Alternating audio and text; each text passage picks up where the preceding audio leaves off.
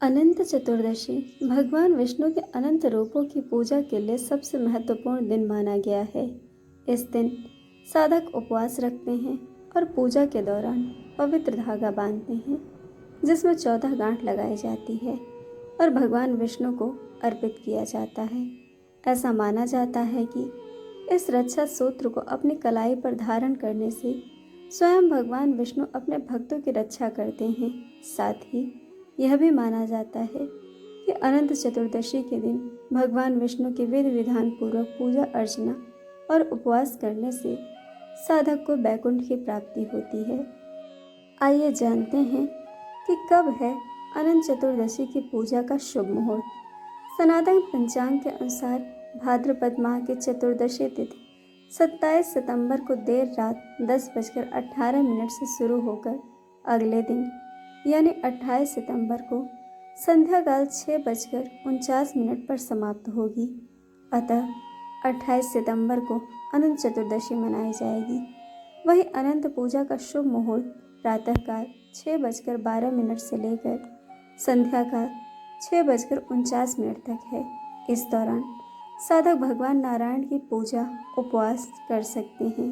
साथ ही पूजा करके रक्षा सूत्र में बांध सकते हैं। अब आइए जानते हैं अनंत चतुर्दशी की पूजा विधि। अनंत चतुर्दशी तिथि पर ब्रह्म बेला में उठें और भगवान नारायण को प्रणाम कर दिन की शुरुआत करें।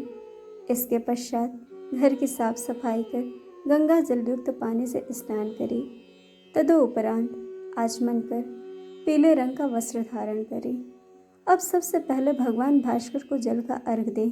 तत्पश्चात पूजा गृह में चौकी पर वस्त्र बिछाकर भगवान नारायण की प्रतिमा या चित्र स्थापित करें।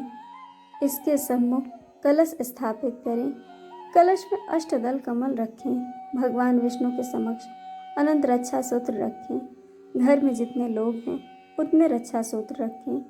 अब भगवान नारायण के अनंत स्वरूप की विधि विधान से पूजा करें। आप चाहें तो पंडित जी से अनंत चतुर्दशी की पूजा करा सकते हैं। आरती अर्चना के समय भगवान विष्णु से सुख समृद्धि की कामना करें। वहीं पूजा समापन के बाद पुरुष दाहिने हाथ और महिला अपने बाएं हाथ में बांधी एक चीज का ध्यान रखें कि हाथ में हमेशा 14 गांठों वाला ही रक्षा सूत्र बांधें। मान्यता है कि इस रक्षा सूत्र को धारण करने से आरोग्य का वरदान मिलता है। साथ ही सभी प्रकार के पाप नष्ट हो जाते हैं। इस दिन विष्णु सहस्त्र नाम का पाठ भी करें। अब आइए सुनते हैं अनंत चतुर्दशी की कथा। बहुत समय पहले सुमंत नाम का एक ब्राह्मण था। वह बहुत ही नेक और तपस्वी भी था। उसने दीक्षा नाम की औरत से विवाह किया था और दोनों को सुशीला नाम की एक पुत्री भी थी। उसकी पुत्री सुशीला बहुत ही रूपवान थी, जो अपने पिता की तरह ही धार्मिक भी थी। लेकिन सुशीला जब थोड़ी बड़ी हुई तो उसकी माँ दीक्षा परलोक सिधार गई। पत्नी दीक्षा की मृत्यु होने के कुछ समय बाद उस ब्राह्मण ने कर्कशा नाम की एक महिला से विवाह कर लिया। इसके कुछ समय बाद जब पुत्री सुशीला विवाह योग्य हुई तो उसका विवाह कौंडिन्य ऋषि के साथ कर दिया। विवाह में विदाई के समय ब्राह्मण ने जब अपनी दूसरी पत्नी कर्कशा से बेटी और दामाद को कुछ देने के लिए कहा तो वह नाराज हो गई। कर्कशा ने गुस्से में दामाद को ईंट और पत्थर देकर विदा कर दिया। कर्कशा के इस व्यवहार से कौंडिन्य ऋषि काफी दुखी हुए। वे अपनी पत्नी सुशीला के साथ आश्रम जाने लगी, लेकिन आश्रम के रास्ते में ही रात हो गई। रात होने के कारण दोनों एक नदी के किनारे पर रुक गए। इसी दौरान सुशीला ने देखा कि नदी के किनारे कुछ स्त्रियां सुंदर कपड़ों में सजी हुई वे किसी देवता की पूजा भी कर रही हैं। सुशीला नदी के किनारे उन स्त्रियों के पास गई तो उन्होंने बताया कि वे अनंत व्रत की पूजा कर रही हैं और उन्होंने उस पूजा की महत्ता के बारे में भी बताया।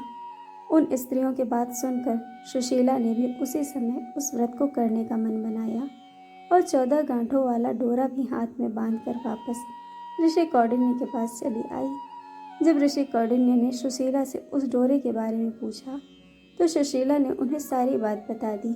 इस पर क्रोधित होते हुए ऋषि कौंडिन्य ने सुशीला के हाथों से उस डोरे को खोलकर तोड़ दिया और उसे आग में जला दिया। उनके ऐसा करने पर भगवान अनंत जी नाराज हो गए। इसकी वजह से ऋषि कौंडिन्य की सारी संपत्ति खत्म हो गई और वह कुछ ही समय में बहुत गरीब हो गए। इससे ऋषि कौंडिन्य बहुत दुखी रहने लगे। एक दिन उन्होंने अपनी गरीबी के बारे में अपनी पत्नी सुशीला से पूछा, तो सुशीला ने बताया कि यह भगवान अनंत का अपमान करने के कारण हो रहा है। उन्हें वह डोरा नहीं जलाना चाहिए था। पत्नी सुशीला की बात सुनकर ऋषि कौंडिन्य को अपनी गलती का एहसास हो गया। इसका पश्चाताप करने के लिए वे तुरंत उसी जंगल में गए और अनंत डोरे की खोज करने लगे। कई दिनों तक वह जंगल में भटके, लेकिन उन्हें अनंत डोरा नहीं मिला। एक दिन जंगल में वे बेहोश होकर गिर गए। तभी उनके सामने भगवान अनंत प्रकट हुए। उन्होंने ऋषि कौंडिन्य से कहा, हे कौंडिन्य, तुमने अनजाने में ही सही लेकिन मेरा अपमान किया था। उसी की वजह से तुम्हें ये सारे दुख झेलने पड़े हैं। अब तुमने अपनी उस गलती का पश्चाताप कर लिया है, इसीलिए मैं तुमसे बहुत प्रसन्न हूँ। मैं तुम्हें वरदान भी देता हूँ कि जब तुम घर जाकर पूरे विधि विधान से मेरा अनंत व्रत करोगे तो अगले 14 सालों में तुम्हारे सारे कष्ट दूर हो जाएंगे। तुम हर तरह से सुख से संपन्न हो जाओगे।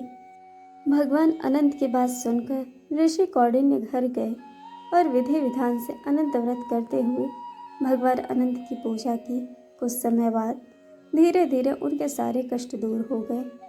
तो यह थी अनंत चतुर्दशी की संपूर्ण जानकारी। दोस्तों, आपको कथा कैसी लगी यह हमें कमेंट करके ज़रूर बताइएगा और चैनल को सब्सक्राइब, वीडियो को लाइक शेयर करना बिल्कुल मत भूलिएगा। वीडियो देखने के लिए आप सभी का बहुत बहुत धन्यवाद। जल्द मिलेंगे एक और नए वीडियो के साथ।